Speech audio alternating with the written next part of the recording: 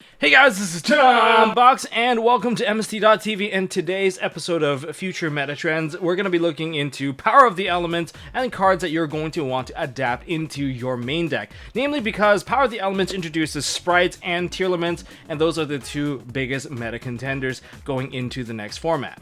We're going to look at main deck starting lineup of hand traps. We're going to look at board breakers in the main deck because they are worth considering once again.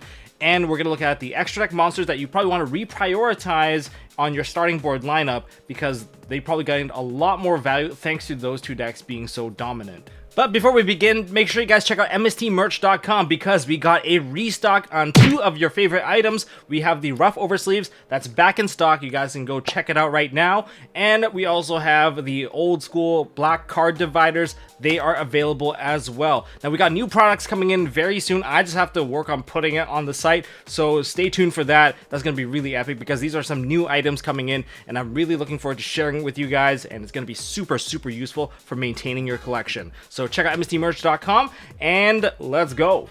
So the two hottest decks coming in, Sprites and Tearlaments. Sprites, a 2-axis deck that as long as they maintain a monster on the field, they can spam out their entire hand, and even hand traps more or less feel kind of useless. So board removal hand traps are usually the ones to go to. And as for Tearlaments, when you look at that deck, you know that they're just fusing a lot from the graveyard, and sometimes it's overwhelming. They have way too many effects going off, so you want to prevent that from happening, and it's not the easiest thing. I mean, you got ghost spells, you can use Skullmeisters, there's a lot of cards that you can attempt to use, but sometimes it's just way too much, and there's a couple of choke points that you can kind of take advantage of, but again, both of these decks are really good at extending through some of these chokes. So, you know what? Let's start off by breaking down some hand traps. So obviously, Ash, moving forward, still really powerful in the format. Might not do enough alone, but hey, it's still trying. So first of all, starting with the branded stuff, Branded Fusion, still a card. Against Sprites, if they only summon out 3 level 2s, then you can still hold on to your Ash and try to hit the Gigantic Sprite, because even if they put a Sprite Red on the field, they're not going to tribute away their own Gigantic Sprite because Gigantic Sprite does not detach for cost, so therefore it's not going to be able to summon, and because it's not able to summon, well, you don't have to deal with an Omni Negate coming up. But if they start with a starter, you're kind of stuck hitting the starter because starter leads to blue. Blue eventually leads into the red, whether it be through Jet or whatever.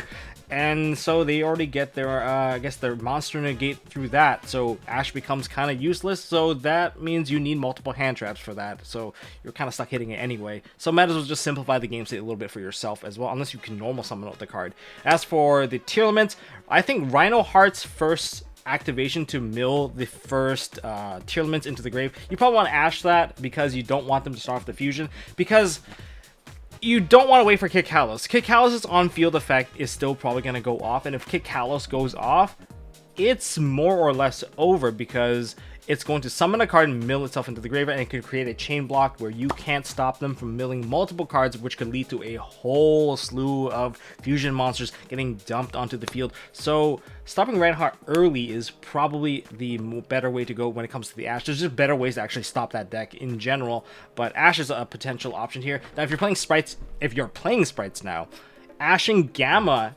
is a good thing if you're doing it to the Sprite, Gigantic Sprite, because once Gigantic Sprite resolves, they can't use Gamma anymore because they can't summon out Driver, they can't even hit you with a Nib, and that's why it's important. And anything that plays Hulk, Ash is of course still a very useful card as long as it's not blocked off. The second hand trap, of course, DD Crow. DD Crow branded in red, still really good. Sprite Elf slash the Ronin Totem.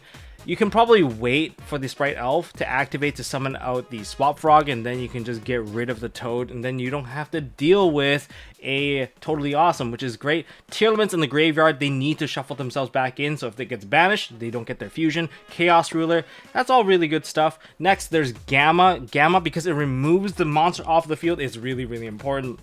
Against Branded, you can get rid of the Lubellion if you get that lucky, and just in case they don't have, say, the Branded Lost. But there's also the option of the very first level 2 summon that activates. If they're going greedy, you can punish Sprite decks for being greedy, say the Diva, the Nimble Beaver. These are things that you can definitely hit against them so that they don't keep a body on board. And if they don't keep a body on board, especially when it comes to the normal summon, the board that they build is going to be much weaker. And you can even use it to prevent some of the tier element fusions from going off, especially when they activate it from the graveyard. You can go ahead and gamma right there and prevent the fusion from going off, because Kid Kalos, once that goes off, like 1 foot in the grave. Ghost Spell is also really good at preventing graveyard manipulations, such as Branded in Red, Sprite Elf, reviving, say, the Swap Frog, or even totally awesome if you somehow top decked it so that you can prevent it from, well, getting their Toad back, which is like super important because that's the second Omni Negate that you're trading for a Ghost Spell. Tier Element's very first fusion, if they don't like chain stack a bunch of their fusions, then you can stop the Kit Kalos from coming out. That's really good. Chaos Ruler Revival, we have also a Deer Note, and even Scythe to some degree. You can prevent all that thanks to Ghost Spell. That's really useful. As for the other Ghost Sister, we have Ghost Ogre. Very useful for popping Gigantic Sprite. Once again, Gigantic Sprite does not, pay a cost by detaching. It's part of the effect, and if it cannot detach from an Xyz monster, you don't get to summon from the deck. So if you use a Ghost Ogre and pop it, and they don't have another Xyz monster, you're good to go. Then they don't have a Gigantic Sprite, and they also lost the body, a very important body that usually leads into the Sprite Elf. And as for Fluanderies, you can use it to stun out their field spell, just kind of break a field spell, which is fantastic, giving you your normal summon back without, any consequence. And even Hulk is also worth hitting, because if you hit the Hulk, that means they can't go into TG Wonder Magician, and without TG Wonder Magician, you're not getting Scythe locked. That's also pretty important as well. So these are some things that you can definitely consider in terms of hand traps. Main deck options in terms of text for Board Breaker, consider Dark Ruler no more in the main. It's better than Droplet when it comes to the Sprite matchup. The reason why it's better is because you don't have to use so many cards in your hand. You have to use 3 cards for the Droplet play. You need Droplet itself and 2 more cards. You have to stop both the Elf and the Toad. Otherwise, it's pointless, because either you leave them with the Omni Negate, or it becomes a 0 for 2. What I mean by that is, if you only negate the Toad, they're going to find some way to activate that Toad because it's negated, so it's going to send itself for cost. Okay, it doesn't negate anything, but then they're going to revive the card, right? They're going to revive the card with Elf, and now they have an Omni Negate out again, and that's an Omni Negate that steals your card when it negates. So you don't want to be in that position. So Droplet has to trade 3 cards. So in other words, you only have 3 cards to play. If they have 1 additional negate, you're playing with 2 cards. That's pretty rough.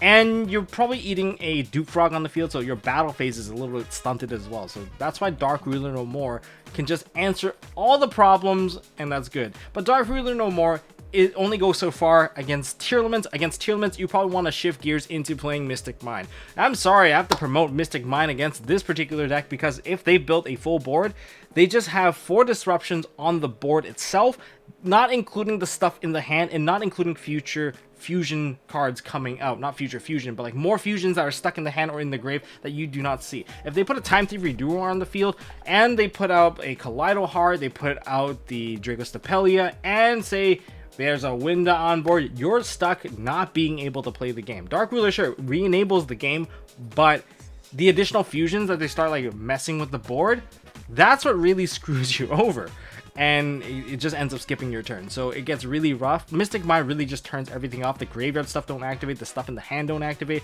and it gives you an opportunity to break the existing board without dealing with the consequences of what's left in the hand. So that to me is very, very important.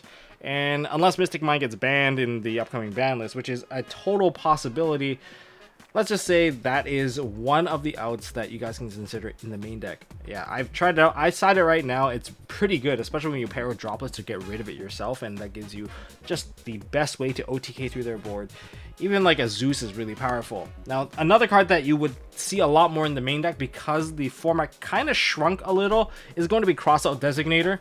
I think it's more important for Sprite to be able to keep their monsters and to be able to kind of trade for, like, say, a Dark Ruler no more, because if they go Dark Ruler, you can chain Crossout to get rid of your own Dark Ruler, and then it makes it a lot easier, so then your whole board's staying alive.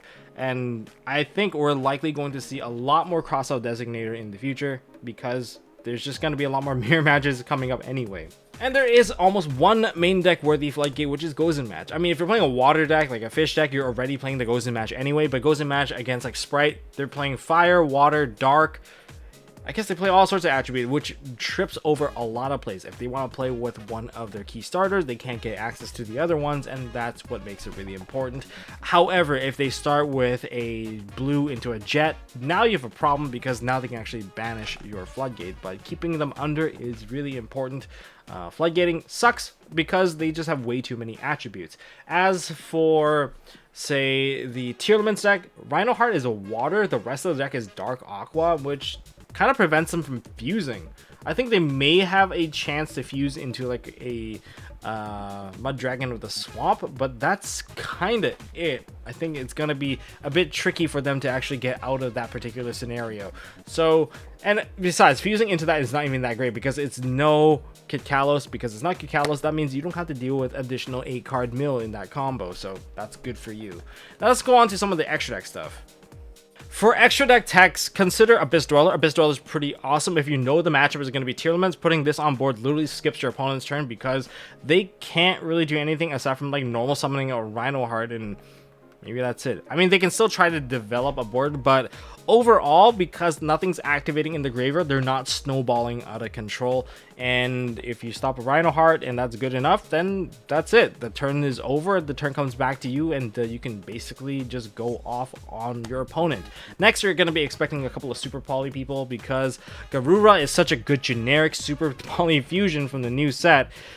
Yeah, that's going to be a pretty rough one for anyone just trying to keep their board alive, but Super Polys is going to be around, and we're probably going to see a lot of it. And for anyone that can make Herald of the Arclight, you can expect Herald of the Arclight to make an appearance if they can make it, because both Sprite and Tearlaments, they do have some elements that require the graveyard. Like, they want their Ronin Totem to hit the graveyard so they can revive it. They want, whatever that they put into the graveyard to revive the Ronin Totem. So if you hit them with Herald of the Arclight, they're not going to be able to get that proper mill, and ultimately it might just completely prevent an entire Toad scenario from happening.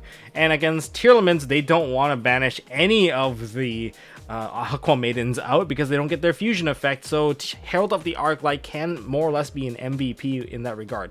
And you're probably going to see a lot more banishing plays anyways from, say, the Fish deck. The Fish deck, it plays based off of banishing, so D-Fissure, Macrocosmos, they're probably going to make an appearance for anyone that wants to go rogue with the Fish deck. So yeah, well, that kind of covers up the upcoming meta trend. This is the future meta trend, and hopefully you guys are going to be prepared for sprites. Of course, the format is ever evolving, so once more of the data comes out and more of the text become more apparent, of course I'm going to give you guys an update. So make sure you guys smash that thumbs up button, hit subscribe, and ding that notification bell, because that's the end of this video. I want to thank you guys for watching, and hopefully you guys are going to be prepared for the coming format in the upcoming week or two. And best of luck at your locals and cracking packs, and I'll see you in the next one.